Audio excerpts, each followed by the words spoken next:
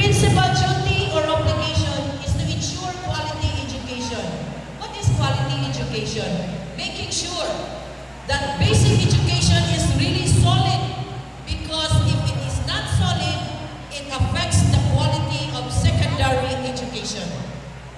If secondary education is poor, then the person goes to college unprepared for college work. And if he is allowed to graduate again with a poor quality college education, he goes to university professional education even more unprepared. So kinahanglan siya ay primary pa lang, dugdog na.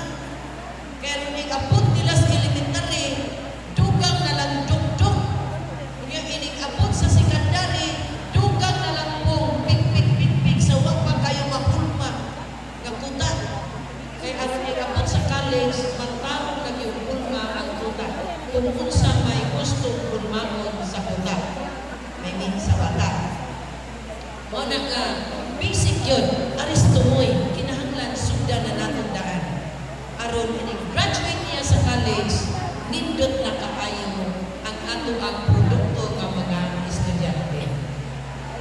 In short, a school, before promoting or graduating a student, must be sure that he or she, or the student, is functionally literate to go through next higher level.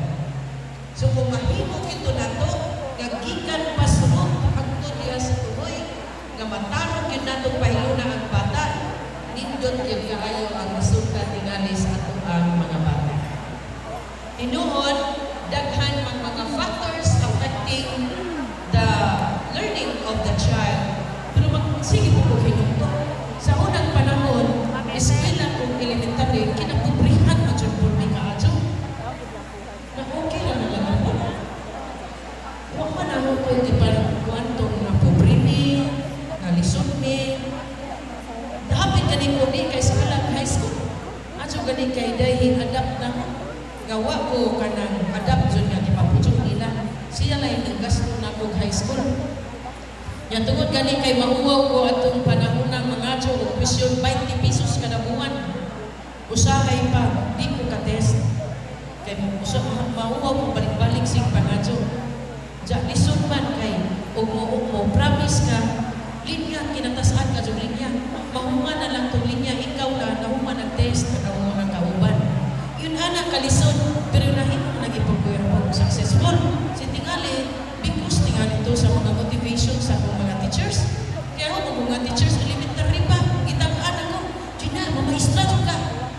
Every teacher shall uphold the highest possible standards of quality education, shall make the best preparation for the career of teaching, and shall be at his best at all times